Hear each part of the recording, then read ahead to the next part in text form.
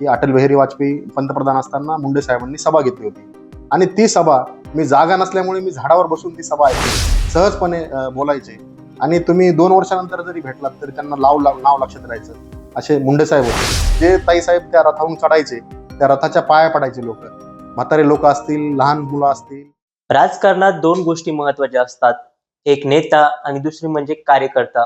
आपला नेता मोठा व्हावा, पक्ष वाढावा यासाठी कार्यकर्ता अहोरात्र झटत असतो आणि त्याच्याच मेहनतीचं फळ म्हणून तोही एक दिवस नेता होतो.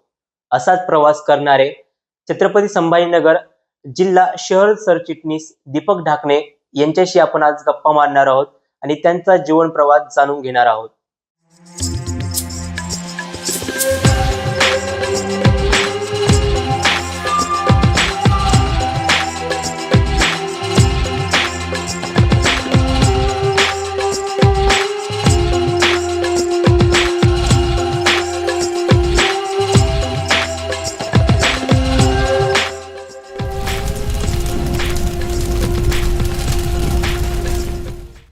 राजकारणाची सुरुवात अशी झाली की मी राहणारा मूळ परळी वैजनाथ, जिल्हा बीड आणि राजकारणाचं मूळ केंद्र महाराष्ट्राचं आणि भारतीय जनता पार्टीचं हे मूळ केंद्र परळी वैजनाथ होतं आणि त्या परळी वैजनाथ म्हणजे माझा जन्म झाला आणि त्यामध्ये मी बघत होतो की मुंडे साहेबांना बघून बघून आम्ही वाढलो आणि मुंडे साहेबांकडे बघून जी प्रेरणा भेटली राजकारणात यायची.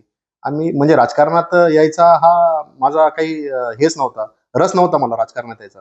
पण हळूहळू मुंडे साहेबांकडे बघून मुंडे साहेबांचे भाषण बघत असतो. म्हणजे आमच्या परळीमध्ये मोंढा या ठिकाणी मुंडे साहेबांच्या सभा व्हायच्या, वैद्यनाथ कॉलेजच्या समोर सभा व्हायच्या आणि मी शिक्षणाला 7वी पर्यंत परळीत होतो आणि त्यानंतर मी योगेश्वरी विद्यालयात जात असताना किंवा बसमधून मी बस स्टँडला उतरायचो आणि अटल बिहारी वाजपेयींची सभा होती. मला अजूनही आठवतं की अटल बिहारी वाजपेयी पंतप्रधान असताना मुंडे साहेबांनी सभा घेतली होती आणि ती सभा मी जागा नसल्यामुळे मी झाडावर बसून ती सभा ऐकली होती आणि असं कुठंतरी वाटायचं की आपण मुंडे साहेबांकडे बघून आपण राजकारणात आलं पाहिजे. आणि लहानपणापासूनच माझ्यात तसं संघटनेचं शाळेमध्ये असेल टीम लीडर म्हणून आणि कॉलेजमध्ये पण असताना टीम लीडर म्हणून मी GS होतो आणि तेव्हा खऱ्या अर्थानं माझी कॉलेजपासून सुरुवात झाली राजकारणाची आणि अखिल भारतीय विद्यार्थी परिषद असेल मी त्याला जुडलो आणि जास्त वर्ष मी काय अखिल भारतीय विद्यार्थी परिषदेमध्ये काम केलं नाही. पण मला मुंडे साहेबांकडे बघून जी प्रेरणा होती राजकारणात यायची ते परत परत असं वाटत होतं की आपण राजकारणात गेलं पाहिजे आणि समाजकारण तर मी नेहमीच मला असं आवड होती समाजकारणाची की कुठे ब्लड कॅम्प असतील, कुठे काही समाजाच्या उपयोगाला जर आपण कामी पडू तर त्या ठिकाणी मला काम करण्याची आवड पहिल्यापासून होती आणि मी त्या उत्साहामध्ये आपण जसं काम करतो की आपण विचार करत नसतो. मी काय एक मिडल क्लास फॅमिलीमधला सामान्य फॅमिलीमधून येणारा, माझे वडील मिलिटरीमध्ये आर्मीमध्ये होते आणि त्यांना वाटत होतं की मी कुठंतरी शिकलं पाहिजे चांगलं आणि नोकरीला लागलं पाहिजे. तर वडिलांची इच्छा, आई वडिलांची इच्छा मी नोकरी करावं असं होती.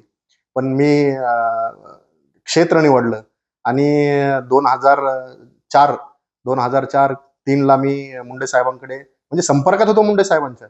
नेहमी भेटायचो, गावाकडे गेलं तर भेटायचो आणि मला अजूनही आठवतं की मी उपमुख्यमंत्री असताना मुंडे साहेबांना बघितलं आणि इतका आनंद झाला होता की 50-55 गाड्या मुंडे साहेबांच्या ताफ्यात आणि मी अडवली गाडी आणि अजूनही माझ्याकडे ती सही मुंडे साहेबांची आहे.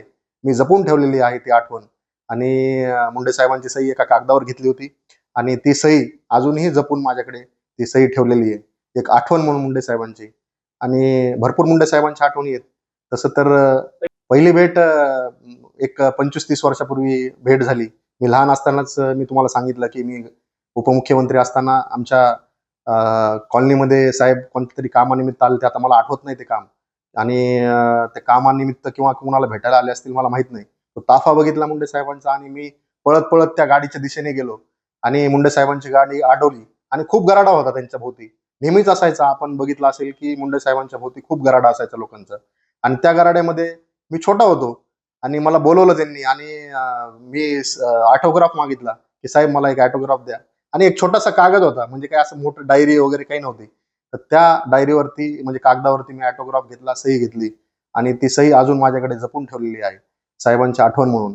आणि त्यानंतर मी असंच सहज फिरायला गेलो मुंबईला, आणि माझे मित्र होते, 5 मित्र होते माझ्यासोबत, आणि वेगळ्या वेगळ्या क्षेत्रातले आम्ही म्हणजे ऑब्व्हियसली शिक्षणच घेत होतो तेव्हा, ग्रॅज्युएशनला होतो मी. आणि ग्रॅज्युएशन करत करत असताना आम्ही फिरायला गेलो असताना असं काही म्हणजे मुद्दाहून साहेबांना भेटायला गेलो नव्हतो. पण मला असंच वाटलं की आम्ही बांद्र्याला बसलो होतो, आणि बसल्यानंतर मी माझ्या मित्रांना म्हटलं, आणि सगळे मित्र आता कोणी ऑस्ट्रेलियाला आहे, कोणी एमबीए करते, कोणी डॉक्टर आहे त्याच्यातले, कोणी इंजिनियर आहेत, कोणी सीए आहेत. आणि त्यांना म्हटलं की आपण मुंडे साहेबांना भेटू. तर ते काय राजकारणात त्यांना, आणि मलाही, मी डायरेक्टली असं राजकारणात नव्हतो, आणि मुंडे साहेबांना आपण भेटू, तर ते म्हटले की मुंडे साहेब भेटत नसतात म्हणे, असे आपल्याला अपॉइंटमेंट घ्यावं लागेल, असं करावं लागेल, तसं करावं लागेल. मी म्हणलं तुम्ही चला माझ्यासोबत. तर आम्ही वरळी या ठिकाणी मुंडे साहेबांना, जिथे ऑफिस आहे वरळीला मुंडे साहेबांचं, आणि तिथे गेलो. आणि तिथे एक पद्धत होती की आपण नाव द्यायचं, आणि तिथे लिस्ट बनायची ती नावाची. तर खूप मोठे मोठे आमदार खासदार वेटिंगला होते तिथे. आणि हे माझे सगळे मित्र मजा घेत होते की आपण कसं भेटणार मुंडे साहेबांना. आणि म्हणजे मलाही वाटलं की आपल्याला खूप वेळ लागेल, आणि हे सगळे मित्र म्हणत होते की आपण जाऊयात, उद्या भेटूयात आपण. म्हणजे ते टाळत होते मला, की त्यांना वाटत होते की आपल्याला साहेब भेटणारच नाहीयेत. आणि मी माझ्या गावाचं नाव टाकलं, आसोलांबा परळी वैजनाथ असं नाव टाकलं. आणि साहेबांनी एक 15-20 मिनिटानंतर लगेच बोलवलं. एवढी गर्दी असताना सुद्धा अशा एवढ्या मोठ्या नेत्यांनी, मला क्षण आठवला तर अजूनही माझ्या डोळ्यात पाणी येईल, की मुंडे साहेबांचं जे मी त्या म्हणजे असंच ऑफिस होतं, आणि असेच तुम्ही आज जसं बसलात तसे आम्ही 5 जण बसलो होतो. आणि मला अजूनही आठवतं, की साहेब असं बसलेले आहेत आणि आम्हाला बोलतायत. 20-25 मिनिटं अशा मोठ्या नेत्यांनी माझ्यासारख्या एका छोट्या कार्यकर्त्याला, मी तेव्हा कार्यकर्ताही नव्हतो, आणि गावाकडचा म्हणून, "कसा आहेस तू? काय आहेस? म्हणजे कसं काय आला तू? सहज आलास का? फिरायला आलास का?" असं विचारलं. विचारल्यानंतर मी त्यांना म्हटलं, की "मला साहेब तुमच्यासोबत काम करायचंय." मला काही असं म्हणजे मी त्या उद्देशाने गेलोच नव्हतो त्यांच्याकडे, आणि काम करायचंय. तर "तू काय करतो? शिक्षण काय करतो?" मी त्यांना सांगितलं, की "माझं बॅचलर ऑफ कॉम्प्युटर सायन्स चालू आहे, आणि असं-असं आहे. तू कोणत्या विद्यापीठात आहे?" तर मी मी त्यांना सांगितलं, की डॉक्टर बाबासाहेब आंबेडकर विद्यापीठात आहे. तर "तू अभ्यास कर" म्हणे. मग सगळ्यांना विचारलं एकेकांना, "काय-काय करतात तुम्ही? बघ म्हणे हे किती शिकतात, तू अभ्यास कर." तर मी त्याच्यानंतर सांगितलं त्यांना, आणि सगळ्या मित्रांनी सांगितलं, की "साहेब तुमचं दररोज नाव काढत असतो तो." आणि खरोखर आहे, की मुंडे साहेबांचं मला म्हणजे खूप वेड होतं. आणि मी लहानपणापासून बघितलेलं आहे, की मुंडे साहेब चालायचे कसे, बोलायचे कसे, आणि मुंडे साहेबांची एक ना एक गोष्ट मला, प्रत्येक गोष्ट, त्यांच्यातला गुण सगळा आवडायचा. आणि मी त्या पद्धतीनं त्यांच्याकडे बघत-बघत राजकारणात म्हणजे प्रवेश केला. आणि त्याच्यानंतर त्यांनी लगेचच "तू राहायला कुठे आहेस?" तर मी त्यांना सांगितलं, की "छत्रपती संभाजीनगरला राहायला आहे." तर त्यांनी त्यावेळेसचे प्रदेश उपाध्यक्ष युवा मोर्चाचे संजयजी केनेकर यांना फोन लावला, आणि सांगितलं, की "माझा असा नातेवाईक आहे, तर तुम्हाला भेटेल, आणि त्यांना तुम्ही असं-असं करा." त्यांनी सांगितलं नाही असं पद द्या. पण त्यांनी सांगितलं, की असं-असं आहे, त्याची काम करण्याची इच्छा आहे. पण त्यांनी मला सांगितलं, की "तू विद्यापीठाच्या स्तरावर विद्यार्थी संघटनेमध्ये काम कर." तर त्यावेळेस त्यांनी मला शहराचं उपाध्यक्ष म्हणून पद दिलं. आणि त्याच्या आधी पण मी काम करायचो भारतीय जनता पार्टीसोबत, तर माझा परिवार असाही जुडलेलाच होता. म्हणजे माझी आई सरपंच असेल, माझे वडील, आजोबा सरपंच होते कित्येक वर्ष. आणि मी भारतीय जनता पार्टी, माझा परिवार असेल, आम्ही असं की साहेबांसोबत आणि भारतीय जनता पार्टीसोबत जुडलेलो होतो. ओबीसीचं आंदोलन होतं. पंकजाताई प्रदेशाध्यक्ष होत्या, आणि देवेंद्रजी प्रदेशाध्यक्ष होते. त्यावेळेस त्यावेळेस सिडको बस स्टँडला आंदोलन झालं होतं, आणि त्यावेळेस तो लाठीचार्ज झालेला अजूनही आठवतो मला. आणि त्याच्यानंतर क्रांती चौकला कित्येक आंदोलन केले आम्ही. कित्येक पोलिसांचा मार खाल्ला. म्हणजे आम्हाला आठवतं, की आंदोलन म्हणलं, की भारतीय जनता पार्टीचं आंदोलन इतकं जोरदार व्हायचं. अ, आकाशवाणीचं आंदोलन असेल, सिडको बस स्टँडचं आंदोलन असेल, क्रांती चौकचं आंदोलन असेल, त्याच्यानंतर युवा मोर्चामध्ये जेवढे आंदोलन केले, विद्यार्थ्यांच्या हिताचे जे आंदोलन असतील, शिष्यवृत्ती असेल, कुठं कुणावर अन्याय होत असेल, तर त्याचं आंदोलन असेल, देवगिरी कॉलेज असेल, शिवछत्रपती कॉलेज असेल, CSMS कॉलेज असेल, या ठिकाणी आम्ही आंदोलन केल्याने अजूनही आठवतात आम्हाला. आणि आत्ताच नुकताच आंदोलन, कचरा कचरा पेटी, कचऱ्याचं जे डेपो येणार होता मिटमिटाला, मी जिथे राहतो सध्या, माझा प्रभाग आहे तिथे आम्ही आंदोलन केलं होतं आणि घरात घुसून घुसून लोकांना मारलं होतं. त्यावेळेस देवेंद्रजीकडे घेऊन मी सगळी पूर्ण जी एक शिष्टमंडळ आहे त्या गावातलं, त्यांच्यावर गुन्हा दाखल झाला होता आणि त्यावेळेस पण मी सक्रियपणे त्या आंदोलनात सहभाग घेतला होता की हे डेपो व्हायला नाही पाहिजे, कचऱ्याचा डेपो. जिकडे पर्यटनाचं वेरूळ असेल, खुलताबाद असेल, देवगिरी किल्ला असेल, तिकडे पर्यटनाचा भाग आहे. त्याच्यामुळे तो विकसित झाला पाहिजे आणि कचरा डेपो तिकडे येऊ नये ही नागरिकांची इच्छा होती. त्यामुळे त्या आंदोलनात पण मी सक्रिय सहभाग घेतला होता. विशेष गोष्ट म्हणजे मी मुंडे साहेबांची तर आत्ताच सांगितलं तुम्हाला आणि मुंडे साहेबांच्या खूप गोष्टी सांगण्यासारख्या आहेत. म्हणजे माझ्यासारख्या कार्यकर्त्याला एवढ्या जवळून मुंडे साहेब बघता आले, हे माझं परम भाग्य आहे. आत्ताच्या कार्यकर्त्यांना नाही बघता आलं. मुंडे साहेब अजून राहायला पाहिजे होते. तर मुंडे साहेबांच्या ज्या आठवणी आहेत, खूप खूप आठवणी सांगू शकतो मी तुम्हाला. म्हणजे इतका वेळ लागेल की आठवणी सगळ्यांना तेवढा तेवढा वेळ मी मुंडे साहेबांसोबत घालवला आणि माझं भाग्य आहे की मुंडे साहेबांसोबत मी तेवढा वेळ, म्हणजे माझं भाग्य आहे की मला वेळ भेटला तेवढ्या मोठ्या नेत्यासोबत. स्वभाव कसा होता त्यांचा? स्वभाव खूप चांगला होता. म्हणजे कार्यकर्त्यांना, छोटा जरी कार्यकर्ता, म्हणजे छोट्यातला छोटा कार्यकर्ता असला तर एकदा त्यांना नाव म्हणजे सांगायची गरज नव्हती. 100 लोकांमध्ये पण ते एअरपोर्टला उतरले असतील, कोणत्या कार्यक्रमात उतरले असतील, तर ते अस्थायीपणे विचारपूस करायचे. काय चाललं दीपक ढाकणे? काय म्हणजे कुणाचंही नाव घेऊन ते सहजपणे बोलायचे आणि तुम्ही 2 वर्षानंतर जरी भेटलात तरी त्यांना नाव लक्षात राहायचं. असे मुंडे साहेब होते आणि त्याच धर्तीवर देवेंद्रजी फडणवीस साहेब मुख्यमंत्री असताना मागच्या 2014 मध्ये मुंडे साहेबांचं जे स्वप्न होतं ते पूर्ण करण्याचं त्यांनी हातात घेतलेलं आहे आणि मुंडे साहेबांसारखा म्हणजे जवळ जाण्याचा माझा अजून तेवढा अनुभव नाही आला देवेंद्रजीकडे.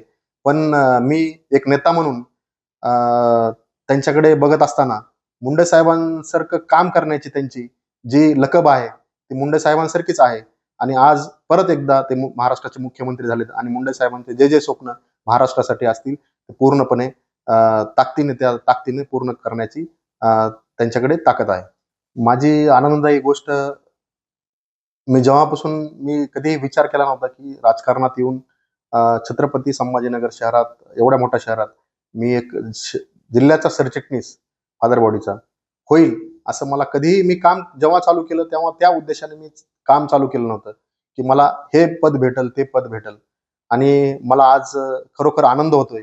मी ज्या दिवशी शहर जिल्हा सरचिटणीस झालो त्या दिवशी मला इतका आनंद झाला की माझ्या पाठीमागे शहर जिल्हा सरचिटणीस होण्यामागे जे नेते मुंडे साहेबांपासून जे आतापर्यंत ज्यांनी मला मार्गदर्शन केलं, ज्यांचे आशीर्वाद झाले, ज्यांच्यामुळे मी पुढं चालत गेलो, खरोखर त्यांचा मला म्हणजे आभार व्यक्त करतो आणि ज्यांनी मला आशीर्वादपर असे साथ दिली त्यांचंही मी आभार व्यक्त करतो आणि पुढेही मी असंच म्हणजे ह्या पदासाठी मी कधीच जन्म घेतला नव्हता.